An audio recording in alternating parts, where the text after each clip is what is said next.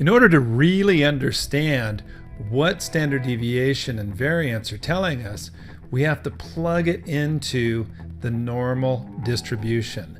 This allows us to see exactly how our risk is being impacted by these measures. If somebody asked you, hey, what was the probability of a such and such return over the next year, and you understood how the bell curve works, which is what you're learning right now, you would simply say, look, the returns will fall between one standard deviation, that's +1 and -1, a full 68% of the time. 95% of the time, the returns for each year will fall between two standard deviations. That's +2 and -2. And 99% of the time, each annual return will fall somewhere between -3 and +3 standard deviations. Now, what do these represent? Well, we've already walked through examples to see that the average return is 12.2%. That's 0 standard deviations. +1 standard deviation is 32.7%. -1 standard deviation is -8.3%. +2 standard deviations is 53.2%, and -2 standard deviations is -28.8%. +3 standard deviations is 73.7%, and -3 standard deviations is -49.3%. Because the returns are skewed to the positive, in other words, the average return is 12.2%, the gains tend to be higher than the losses.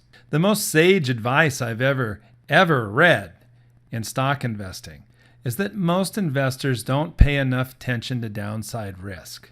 That is so absolutely true. So because of that, let's talk about the top 12 one-day percentage declines in the Dow Jones Industrial Average over time. If we look at those numbers, we'll see that on December 12, 1914, the stock market dropped -24.4%.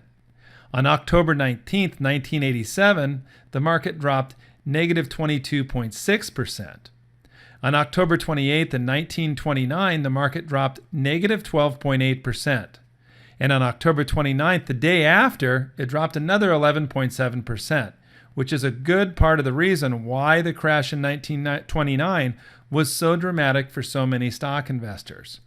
On November 9th of 1929, not very much longer later, the market dropped -9.9%. And on December 18th of 1899, the stock market dropped -8.7%. In October 26th of 1987, the market dropped 8% in one day alone. And in 1937, on October 18th, the market dropped -7.7%. When we take a look at quarters that are outside of the fourth quarter, all of those drops occurred during the fourth quarter, which is something you should notice. The fourth quarter of the year tends to be weak. The end of the third quarter also tends to be weak. If we take a look at the first through the third quarters, the market dropped -8.4% on August 12th of 1932, and you can see that's creeping up into the fourth quarter. On March 14th of 1907, the market dropped 8.3%. And on July 21st of 1933, the stock market dropped a full -7.8%. Finally, on February 1st of 1917, the market dropped -7.2%. The lesson here is pay close attention when we're coming into the fall. The market has a tendency to soften as we go into the fall or weaken.